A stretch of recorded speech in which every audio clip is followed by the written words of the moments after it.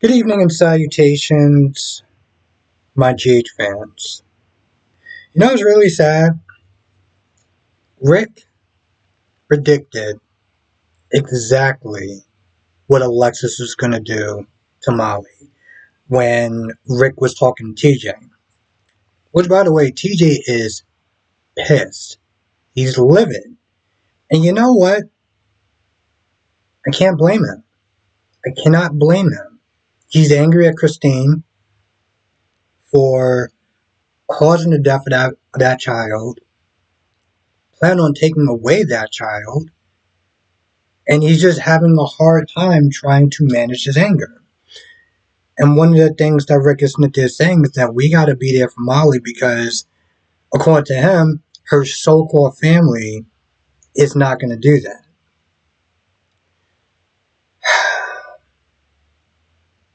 He's a dick, but he's not entirely wrong in a sense.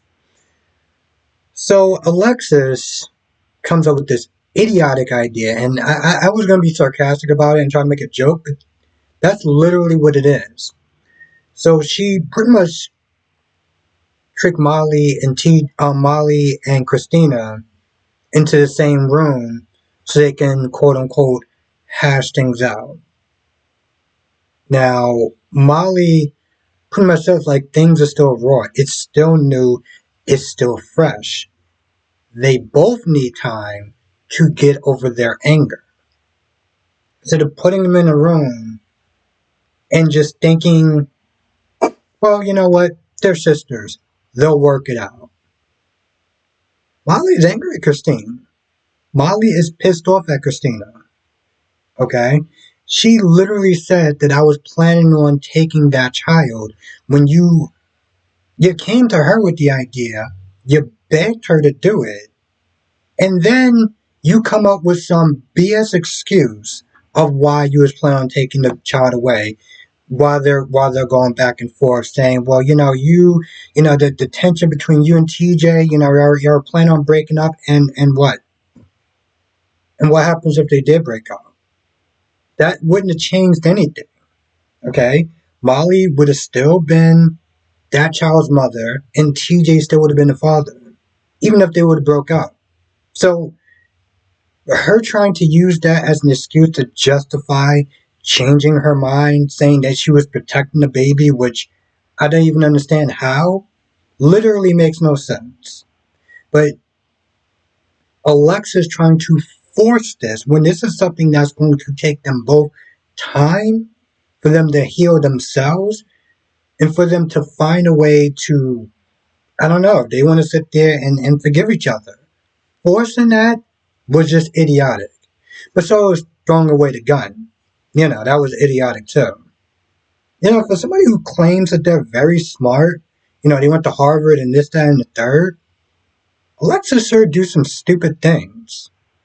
Like, one of the things that when I was watching Dion's point is that he made a very interesting statement that I didn't even sit there and think about. Alexis, why didn't you just not ask Christina instead of just taking a gun and just chucking it? Why didn't you just do that? Like, there was so many different avenues you could have took, and one of the things was asking Christina.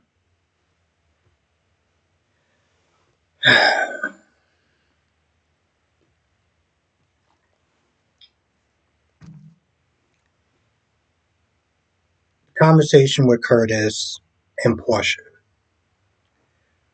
Okay, I get that somebody has to be the cooler head in this situation, and I understand Curtis and they're telling Portia, hey, listen, do not give this woman more power than she deserves. Portia wants those test results because, it's going to help Rick in his case to get Heather free. Which, by the way, she was like, hey, listen, Scotty would have probably effed this thing up. Rick, he's built a little bit different, okay? He's actually capable of winning this case. They talk about the metal poisoning and everything like that. And, she's like, yo, listen, she killed people. Now, Curtis was up there saying that she was a victim in this whole, well, in a sense, she was a victim because of medical malpractice. And I'm kind of just like, I get where you're going, Curtis. I really do. I don't think that she, I don't think that she's ready to hear that or any sort of level of defense towards Heather. Now he does sit there and say, "Hey, listen, you want to sit there and fight this?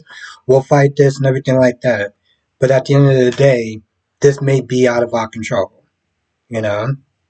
And I wrote in my comments, I think it was something along the lines of, "But is it?" And you see towards the end, Portia's not there looking at some sort of results or whatever. And I'm guessing that she may want up changing those results.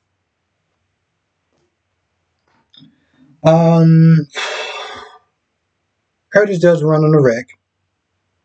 And, Rick is like, listen, I'm very happy that you're treating my daughter with such respect and this, that, and the third. I'm very happy for TJ, yada, yada, yada. I'm just happy for the whole family, just really, showing love and support. Curtis is like, if you feel that way, then why are you representing Heather? Now, I'm not going to sit there and get to the back and forth of why you were sitting there telling Portia that, we should just let the justice system just work when you're coming at Rick a certain way for representing Heather. But he asks, he's like, why are you doing it? I'm like, well, it's an easy answer. He's a lawyer. Like, he's a lawyer, He's going to sit there and take the case because, he's a lawyer. Now, he does sit there and say, hey, listen, if I don't take the case, somebody else will. And in his words, he's like, listen, I will. What did he say? He's like, it's better for me to sit there and take the case because I'm going to sit there and do right by your family. And I'm just like, how? Now, he does sit there and say that this is going to be more of a civil suit than a criminal suit. He's like, I'll make sure that I'll tell I'll make sure when I'm sitting there doing this case that I will sit there and remind people, hey, listen, just because she had that metal poisoning and they need to be held accountable, and Trina, everyone's a victim and look out for Trina and stuff. I don't know why Trina's name was brung in this, but the point is he's going to make sure that he does not, he does sit there and tell him, hey, listen, she did do what she did. Okay, yeah, I want her to sit there and get the money and the compensation, but there is bodies to be accounted for at the end of the day, and she is still responsible for that. Curtis is like, well, how are you going to sit there and, like, once you win that civil suit, they're going to open up that criminal investigation. They're all going to open up the criminal side of it. How are you going to make sure that she doesn't go free? He's like, oh, I'm very good at what I do. I'm like, yeah, I'm not going to lie. He's sitting there just telling you a bunch of lies. And he's looking you right in the face, and he's lying right to your face. And given his history, I don't know if he knows much about his history. Rick is a scumbag. Okay, Rick is a full-blown 100% scumbag.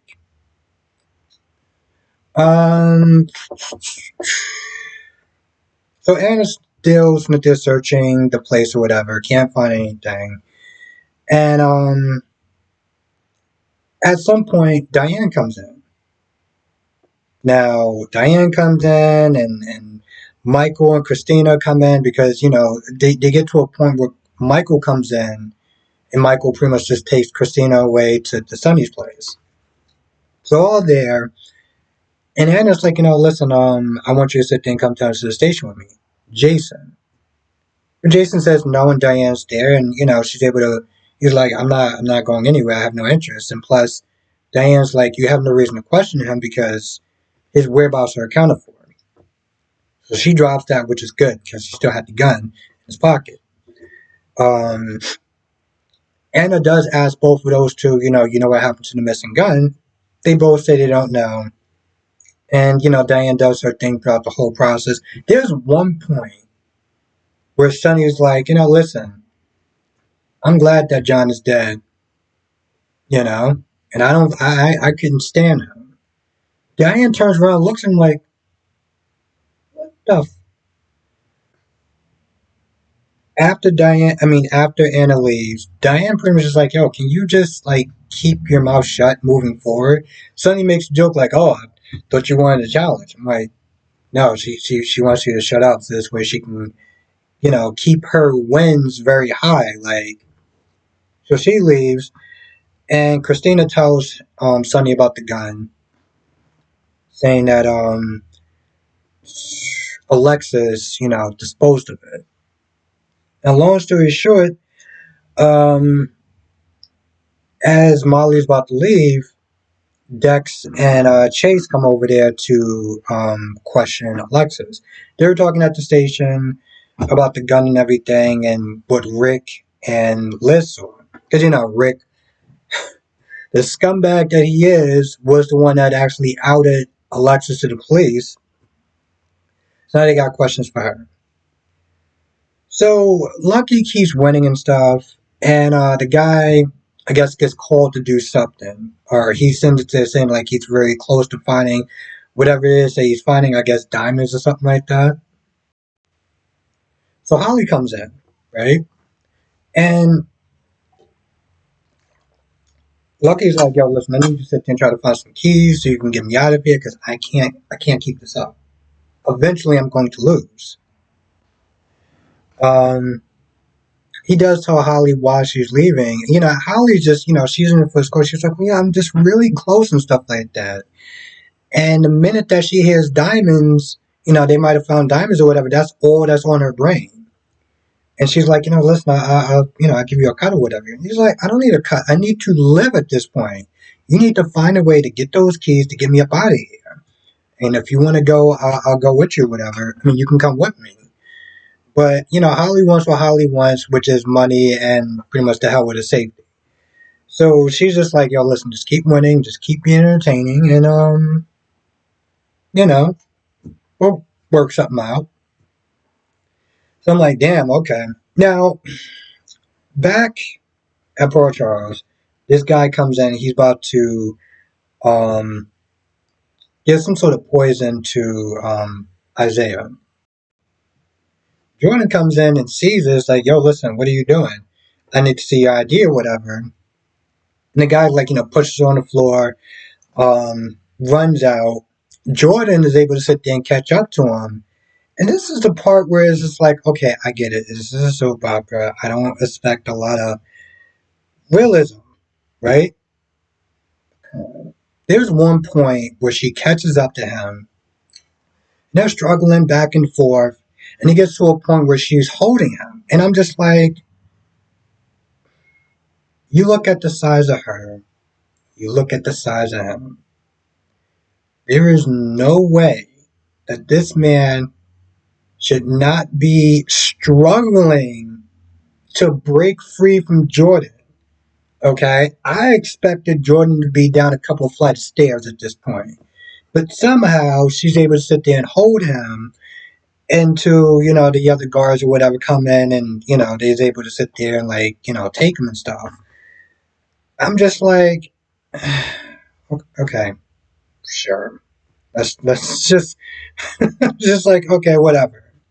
So they take him down to, the police station. And George's like, listen, take him into interrogation room or whatever. And for a hot minute, I was just like, it was just kind of weird. It was just like, shouldn't you be trying to find a desk sergeant or Anna or somebody instead of just being like, yeah, just, throw him in there or whatever.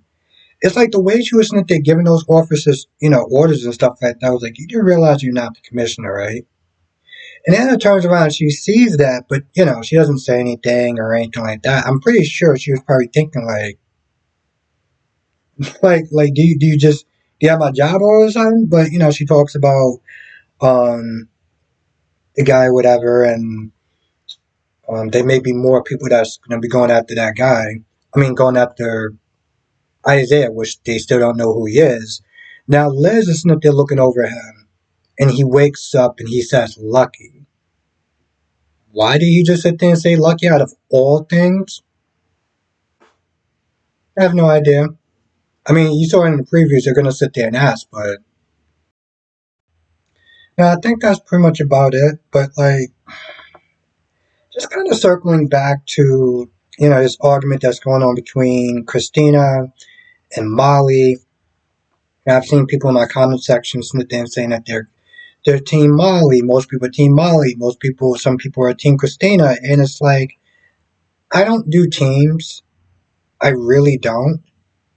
But you see an interaction like this, and it's somewhat hard for me to, I guess, in some ways, side with Christina, because not only does she keep calling this child Adela, when you know damn well that the original plan was for you to sit there and give that child to Molly, but you keep calling her Adela like they didn't already name the damn child. So like, I always find it to be somewhat disrespectful because that was the original plan. And her whole reason for Cynthia taking the child or planning on taking the child was because of a couple of arguments that they had. Like that was part of your reason, or maybe just a reason what it really came down to, and you using that as an excuse of you just wanted to change your mind. And that's always a very messy situation because on one hand, yes, you do have the right to sit there and decide to change your mind and be like, listen, I want to raise this child and that's mine, and it is what it is. And yes, it does suck for Molly and TJ. Absolutely. But that law is there for a reason. There's been plenty of mothers that probably want to sit there and give their child up for adoption and change their mind at the last minute. And it's just a real thing. So I understand where Christine is coming from. But I guess my whole thing was that she was so adamant. She was so adamant on doing this. This wasn't like Molly and TJ came to her. It was like, we really need you to sit there and help us out. And then events happens or whatever, and she fell in love with this child or whatever. She specifically came to them with that idea of doing it. And he said no a couple of times, but she kept persisting on it. And I think that's why it's just very hard for me to be like, feel bad for her in the situation. Yes, losing that child on that level. But like, how you lost that child, and the fact of what you were going to do with that child as far as taking the child back, that's something that I find very hard to sit there and side with her. But anyway, that's just me. Now, there might be some more stuff here and there that I probably either left out or forgot or whatever. But if I did, write in the comment section below. Better yet, come to the live stream tonight. 8 p.m. Eastern, 5 p.m. Pacific. We'll sit there and talk about all the shows, General Hospital, Days of Our Lives, Bold and Beautiful, and Young and Restless. With that being said, I'm going to go. I'll see you in the next video.